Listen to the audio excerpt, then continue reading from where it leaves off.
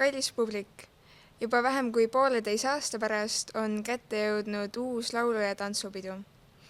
Just laulupeol on väga pikad traditsioonid, seda on tähistatud juba üle 150 aasta ja sellega on seotud väga paljud Eesti inimesed. Kui me mõtleme, kui paljud seisavad seal laulukaare all või kui paljud laulavad kaasa publiku seast või vaatavad otseülekannet oma ekraanilt, siis neid on väga palju. Seal esitatakse väga paljusid juba armsaks saanud laule, nagu näiteks Ta lendab mesipuu poole, Sind surmani või Mu isamaa on minu arm. Need emotsioonid, mis inimesi ühendavad, on väga sarnased.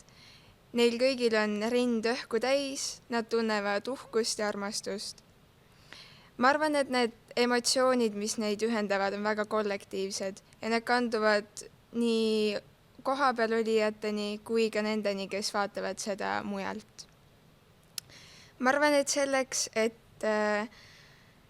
tõendada seda, kui ühised need emotsioonid on mul üks väga hea lugu. Nimelt mõned aastad tagasi olin ma suvel vanaema juures ja kui ma läksin tema tuppa, siis jäin ma jala pealt seisma. Sest et see, mis mind seal ees ootas, oli väga üllatav. Ma leidsin oma vanaema, kes istus tugitoolis ja oli veel nagu ette teleka poole kallutatud ja ta vaatas 2019. aasta laulupeo salvestust. Parasjagu oli just käimas laul Mu isamaa on minu arm ja need tunded, mis teda ülendasid, olid väga ilusad. Juba see laul ise on väga ilus, aga veel ilusam oli see, kuidas mu vanaema sellele reageeris. Ta proovis seda laulu kaasa laulda, aga see ei õnnestunud tal väga hästi, sest et emotsioonid olid temast võimust võtnud. Tal jooksid pisarad mööda põski alla ja ta sai vaevu sõnad suust.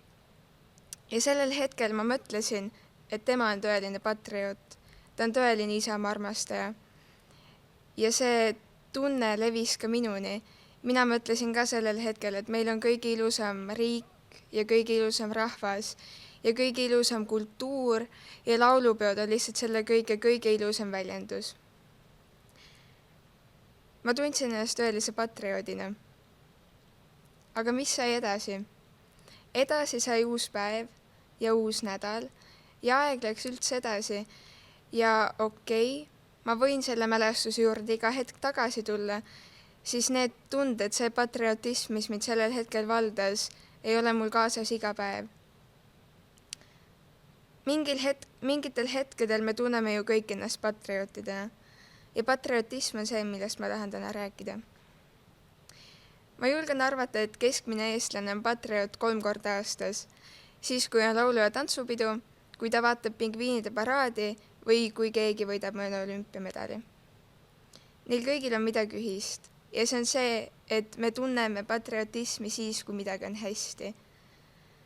Aga mis tegelikult võiks olla patriotism? See peaks ju olema armastus oma riigi, rahva, kultuuri, keele vastu. Aga mis on armastus? Siis siin ma tooksin välja 2 kriteeriumit.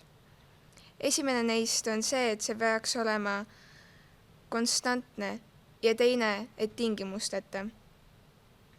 Aga patriotism ei täida kumbagi kriteeriumit, sest et see on tingimustega ja mitte konstantne.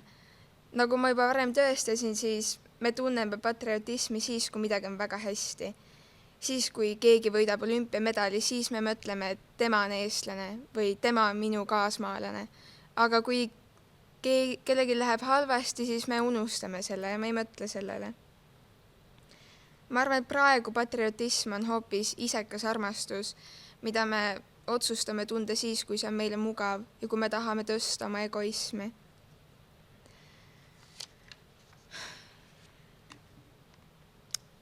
Ühtlasi, ma arvan ka, et see vahe generatsioonide vahel on väga erinev.